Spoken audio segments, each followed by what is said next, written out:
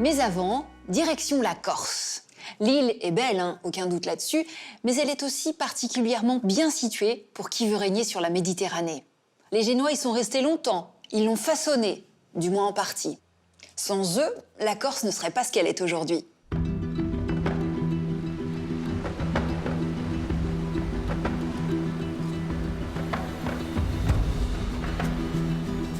Depuis la mer, la Corse du Sud dévoile ses merveilles. Entre lagons turquoises et criques sauvages, ça et là, des tours et des citadelles parsèment le paysage. Des trésors qui racontent une véritable épopée, celle de l'héritage génois de l'île. Au XIIe siècle, Gênes, grande puissance financière et navale, est l'une des 4 républiques maritimes italiennes. La Corse est alors un point stratégique pour contrôler le commerce dans cette partie de la Méditerranée.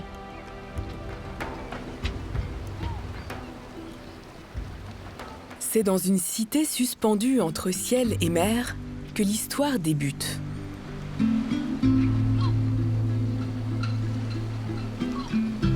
En 1195, Bonifacio devient la première colonie génoise de l'île. Les Génois ont choisi ce point Bonifacio tout simplement parce qu'il était bien situé, que c'était commandé, donc Bonifacio commande le détroit, et on disait toujours qui détient Bonifacio détient la Corse, donc les Génois le comprenaient très bien. À leur arrivée, les Génois chassent violemment les habitants. La petite cité est alors totalement transfigurée par les centaines de colons italiens venus s'y installer. Ils ont tout fait, refait ou amélioré, et en tout cas agrandi considérablement la ceinture des remparts.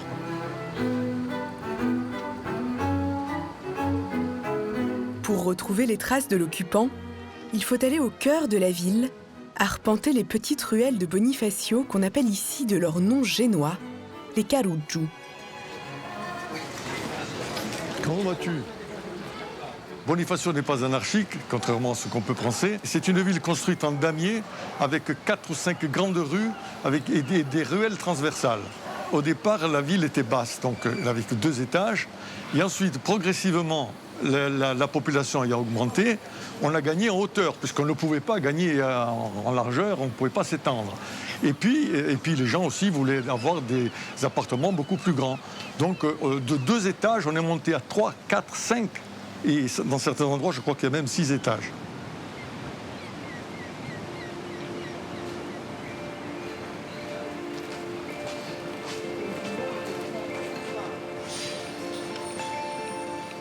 De nombreux détails rappellent le passé florissant de la ville. Oh Vincent, comment va? Ça va bien, c'est bon. Va Oui, bien, ça va. Ça va bien. È bello tempo, va bien. Ici, une maison patricienne appartenant à une vieille famille noble génoise.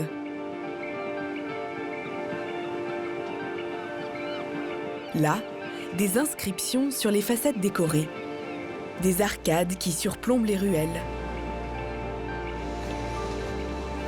La ville se modernise et on fait preuve d'inventivité.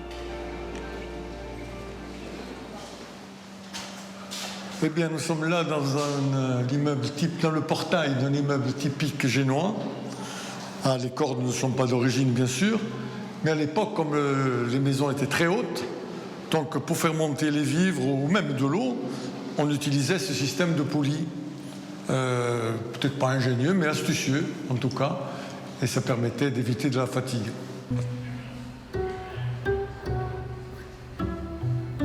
On n'a pas du tout l'impression que les Génois étaient des dominateurs, hein. Au contraire, c'était des bienfaiteurs, puisqu'ils ont créé cette ville, l'ont dotée de statues, l'ont fortifiée, ont favorisé le commerce avec la Sardaigne. Bon, et puis alors, ce qui est intéressant, c'est que Bonifacio pouvait battre monnaie. Donc il y avait la monnaie locale qui était fabriquée localement, et les monnaies de Gênes surfrappaient de la lettre B, Bonifacio. Donc vraiment, on serait de mauvaise foi en disant que les Génois étaient des oppresseurs. Ils n'ont jamais été des oppresseurs, en tout cas pour les Bonifaciens.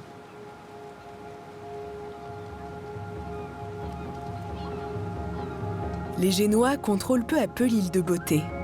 Ils vivent à part, dans les cités côtières qu'ils colonisent. Ils exploitent les ressources de l'île et la main-d'œuvre corse pour cultiver les terres. Le trésor de l'île le plus convoité est alors le précieux corail rouge, utilisé encore aujourd'hui en joaillerie. À une vingtaine de kilomètres à l'ouest de Bonifacio, dans la baie de Figari, quelques rares pêcheurs ont aujourd'hui le droit de récolter le sang de bœuf, comme on l'appelle ici. Alors, ce qu'on appelait l'or rouge des Génois, à savoir le corail rouge de Méditerranée, c'était effectivement le fait que le corail pouvait coûter déjà à cette époque des sommes assez astronomiques. Et c'est les Génois au XVe, XVIe siècle qui venaient sur la Corse, qui ont créé des tours génoises pour justement participer au commerce du corail. Ces tours servaient de vigie. Et elles servaient aussi pour les navires corailleurs de refuge, parce qu'il y avait des invasions barbaresques et autres, donc beaucoup de piratage. Dès 1531, un impressionnant réseau de vigilance de 90 tours de défense est édifié tout autour de la Corse. Sur la plage paradisiaque de Pianotoli Caldarello, posée sur un impressionnant bloc de rochers blonds, l'une d'elles domine Tamaris, Genévrier et Lentisque.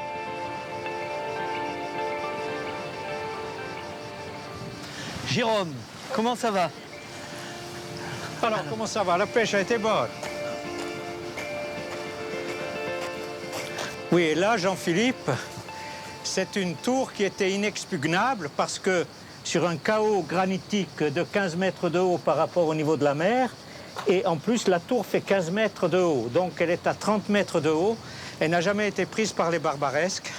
C'est une tour assez exceptionnelle de ce point de vue-là.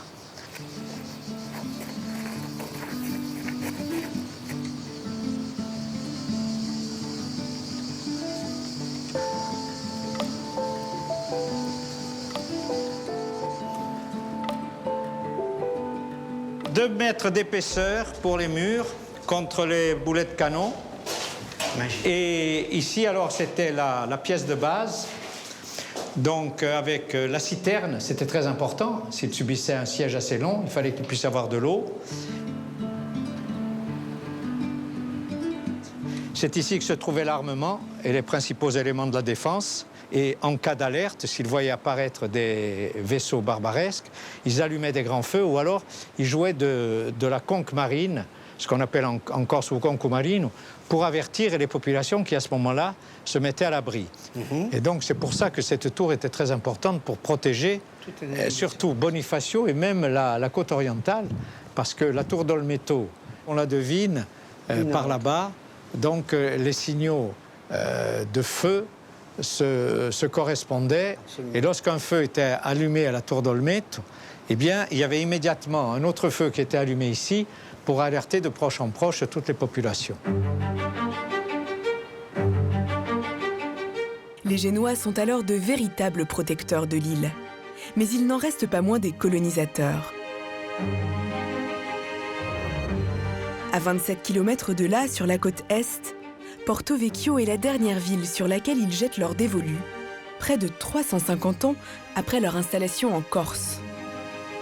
Cette zone marécageuse est fertile. Et pour les Génois, c'est l'emplacement idéal pour cultiver et faire de la ville le grenier à grains dont ils ont besoin. Pour le protéger, ils érigent une citadelle, des remparts et 5 bastions défensifs.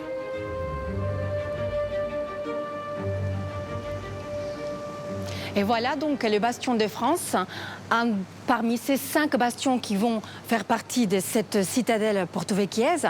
Les bastions de France qui étaient un des premiers à être construits, en tout cas finis.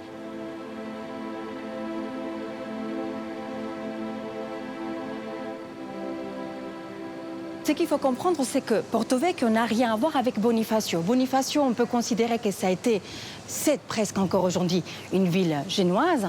Par contre, Porto Vecchio, l'arrivée des Génois n'a pas été vue d'un bon œil. Il y a eu un acharnement extraordinaire de la part de la République de Gênes.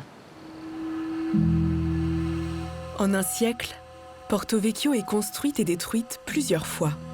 Mais ce ne sont pas les barbaresques qui viennent à bout des tentatives génoises, mais un envahisseur beaucoup plus petit et pourtant très dangereux.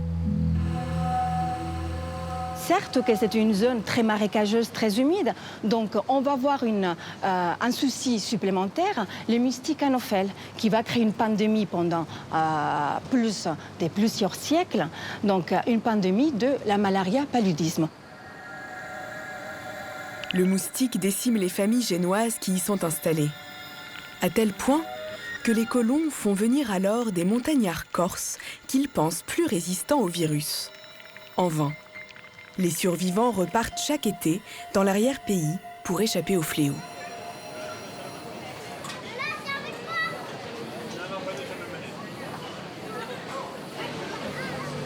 Quand on s'adresse aux anciens, aux gens porto-véquiers qui ont un certain âge, et on leur dit on va à la plage, ils font les signes de la croix, ils ne comprennent pas qu'est-ce que nous allons faire à la plage parce qu'eux, ils n'ont jamais mis un pied sur la plage. La plage était malsain, insalubre, dangereux, paludisme, malaria. Donc encore aujourd'hui, surtout dans l'esprit porto-véquier, on a cette saisonnalité du paludisme, malaria. Porto Vecchio est alors comme un présage de la fin du règne des Génois en Corse, jusqu'à ce qu'ils ne perdent définitivement l'île, qui devient indépendante en 1755, puis province française en 1770. Aujourd'hui, la Corse garde dans ses pierres et en son âme trace de cette épopée génoise.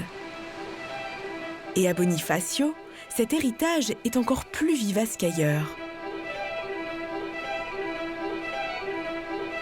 À l'église Saint-Dominique, en plein cœur de la Haute-Ville, quelques descendants d'anciennes familles de colons préparent une cérémonie culturelle en bonifacien, le dialecte local issu du ligure parlé par les Génois. Siamo da trovare Anne-Marie e a Leo per parlare un po' di questo affare di Gigia e un dè che aveva da répéter. Allora, va bene. Le bonifacien, c'est une langue que j'ai appris sur le tas, en fait. Je ne l'ai pas appris théoriquement, je dirais.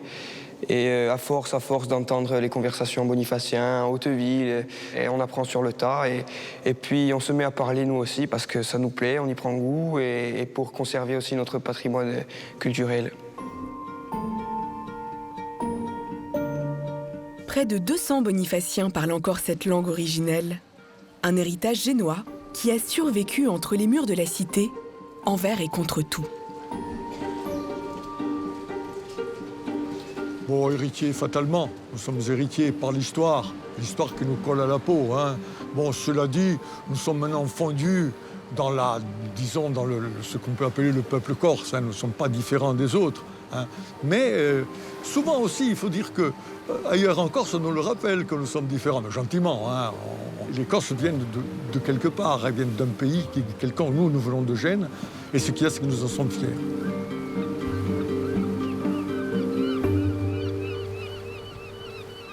Et qu'on soit corse ou génois, on a le même mot pour dire la Corse, c'est Corsica. Allez, on quitte la Corse pour la Russie. On va faire du shopping dans l'un des plus grands magasins de Moscou, le GUM, sur la place Rouge. Aujourd'hui, on s'y promène en famille, mais à une époque, c'est le genre d'endroit qu'on préférait éviter. C'est l'incontournable